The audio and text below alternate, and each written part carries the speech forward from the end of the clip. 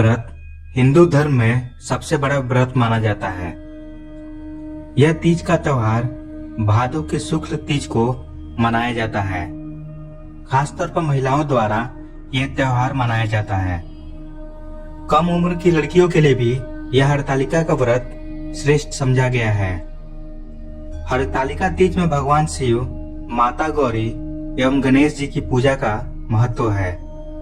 ये व्रत निराहार एवं निर्जला किया जाता है। व्रत जगाकर नाच गाने के साथ इस व्रत को किया जाता है। इस वीडियो के माध्यम से मैं आपको हरतालिका तीज की मुहूर्त, पूजन विधि एवं हरतालिका तीज की कथा बताऊंगा। वीडियो में आगे बढ़ने से पहले अगर आप चैनल पर नए हैं तो चैनल को सब्सक्राइब कर लें, क्योंकि इस तरह का कंटेंट आपको इस चैनल पर मिलेगा।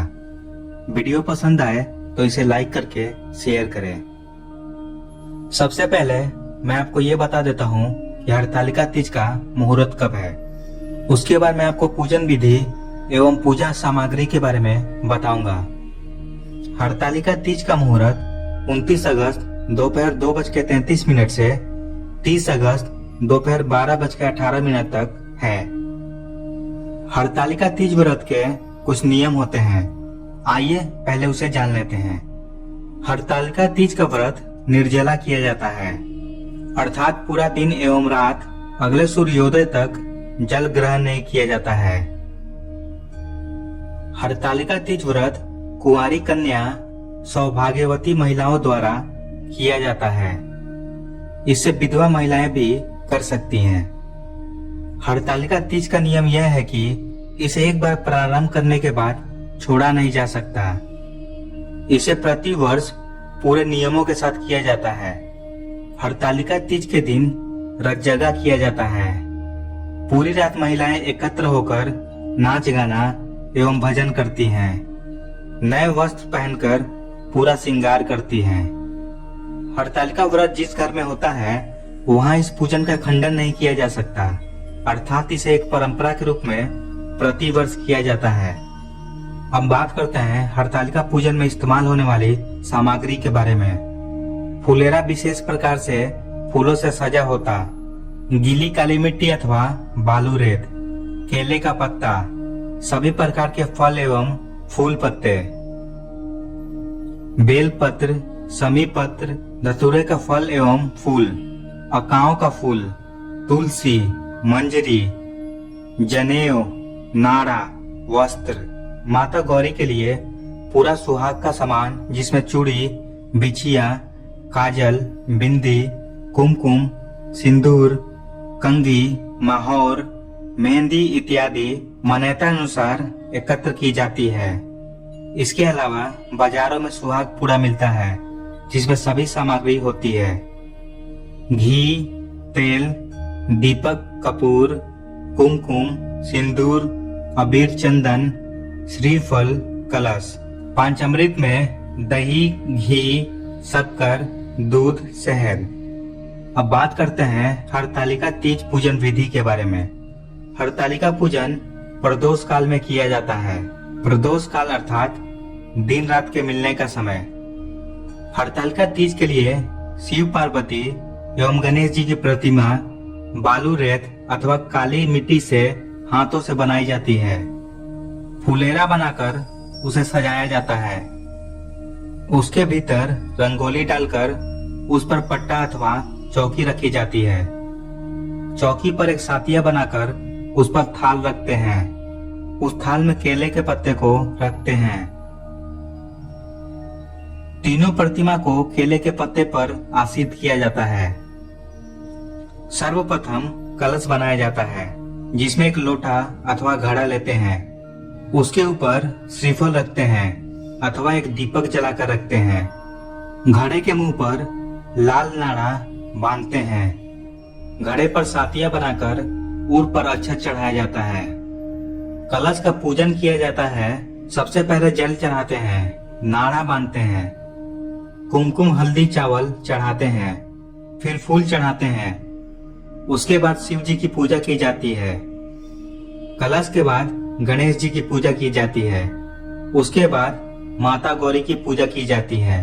उन्हें संपूर्ण श्रृंगार चढ़ाया जाता है। इसके बाद हरतालिका की कथा पढ़ी जाती है। फिर सभी मिलकर आरती करते हैं, जिसमें सर्वप्रथम गणेश जी की आरती की जाती है, फिर शिव जी की आरती और उसके बाद माता गौरी की आरती की जाती है।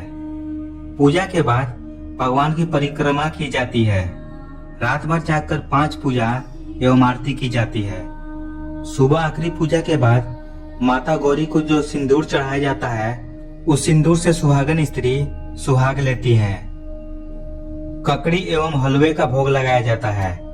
उसी ककड़ी को खाकर उपवास तोड़ा जाता है।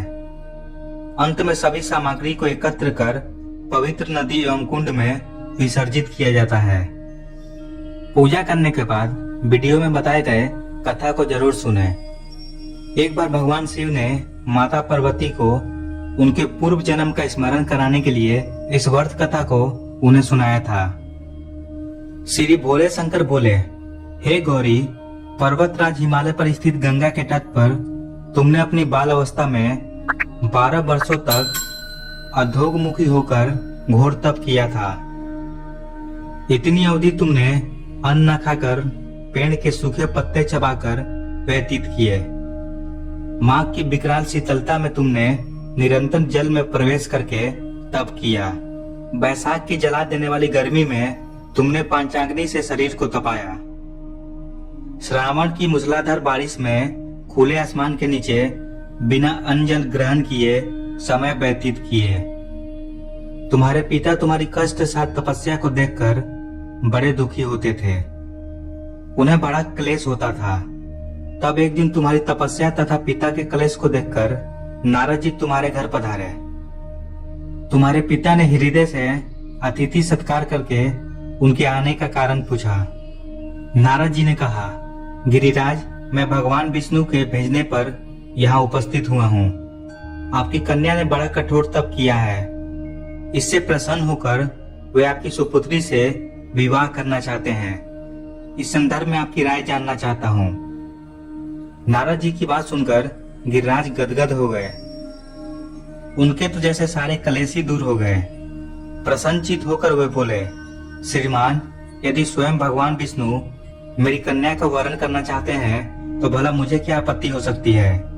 वे तो साक्षात ब्रह्मा हैं। हे महर्षि, यह तो हर पिता की इच्छा होती है कि उसकी पुत्री सुख संपदा से युक्त पति के घर की लक्ष्मी बने। पिता की सार्थकता इसी में है कि पति के घर जाकर उसकी पुत्री पिता के घर से अधिक सुखी रहे। तुम्हारे पिता की स्वीकृति पाकर नारद जी भगवान विष्णु के पास गए और उनसे तुम्हारे विवाह के निश्चित होने का समाचार सुनाया। मगर इस विवाह की संबंध की बात जब तुम्हारे कान में पड़ी तो तुम्हारे दुख का ठिकाना ना रहा। तुम्हारी एक सखी ने तुम्हारी इस मानसिक दशा को समझ लिया और उसने तुमसे इसका कारण जानना चाहा।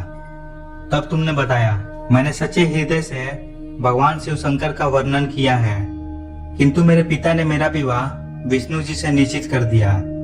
मैं विचित्र धर्म संकट में हूँ। अब क्या करूँ?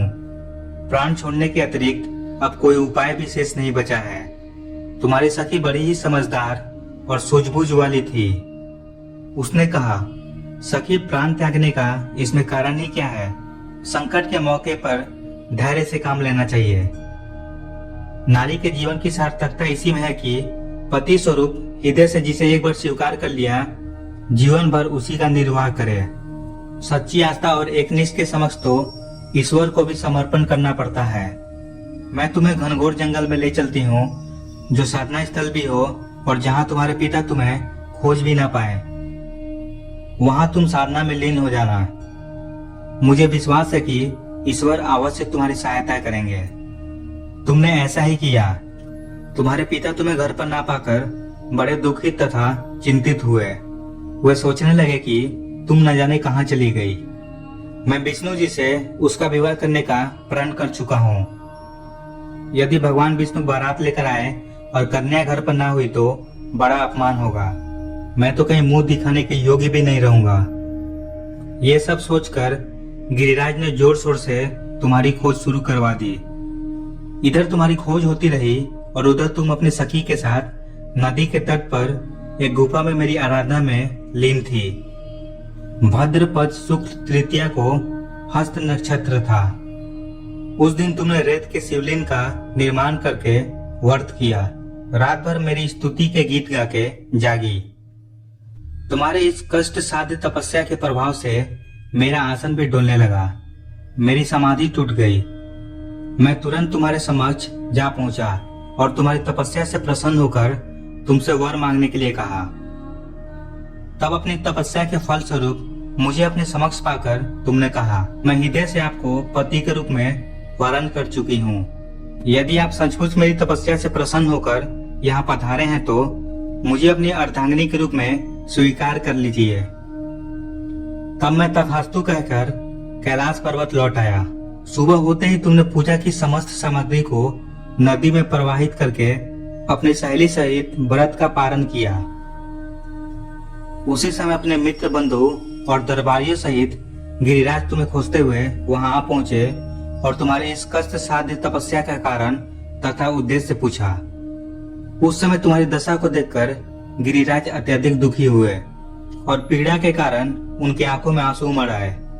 तुमने उनके आंसू पोंछते हुए विनम्र स्वर से कहा, पिताजी, मैंने अपने जीवन का अधिकांश समय कठोर तपस्या में बिताया है। मेरी इस तपस्या का उद्देश्य केवल यही था कि मैं महादेव को अपने पति के रूप में पाना चाहती थी। आज मैं अपनी तपस्या की कसौटी पर खरी उतर चुकी हूँ। आप क्योंकि विष्णु जी से मेरा विवाह करने का निर्णय ले चुके थे, इसलिए मैं अपने आराध्य की खोज में घर छोड़ के चली आई। अब मैं आपके साथ इसी शर्त पे घर जाऊंगी कि आप मेरा विवाह विष्णु जी से ना करके महादेव जी से करेंगे। गिरिराज मान गए और तुम्हें घर ले आए। कुछ समय के पश्चात शास्त्रों युक्त विधि विधान पूर्वक उन्होंने हम दोनों को विवाह सूत्र में बांध दिया। इस व्रत का महत्व यह है कि मैं इस व्रत को पूर्ण निष्ठा से करने वाली प्रत्येक स्त्री को मनवांछित फल देता हूँ। इस पूरे प्रकरण में तुम्हारी सखी ने तुम्हारा हरण किया था, इसलिए इस व्रत का नाम हरतालिका व्रत हो गया। इस व्रत से जुड़ी एक मान्यता यह भी है कि इस व्रत को करने वाली स्त्रियां पार्वती जी के समान ही सुख पूर्वक पति रमन करके शिवलोक को जाती हैं। सौभाग्यवती स्त्रियां अपने सुहाग को अखंड बनाने रखने और कुंवारी कन्याएं मन मुताबिक वर पाने के लिए हरतालिका तीज का व्रत करती हैं। इस दिन व्रत करने वाली स्त्रियां सूर्योदय से पूर्व ही उड़ जाती हैं और नहाकर पूरा श्रृंगार करती हैं। इस व्रत में व्रती को शयन का निषेध है। इसके लिए उसे रात्रि में भजन कीर्तन के साथ रात्रि जागरण करना पड़ता है। प्राप्त काल स्नान करने के पश्चात श्रद्धा एवं भक्ति पूर्वक किसी सुपात्र सुहागिन महिला को श्रृंगार सामग्री, वस्त्र, खाद्य सामग्री, फल मिष्ठान और यथाशक्ति आभूषण का दान करना चाहिए। रेत का शिवलिंग बनाए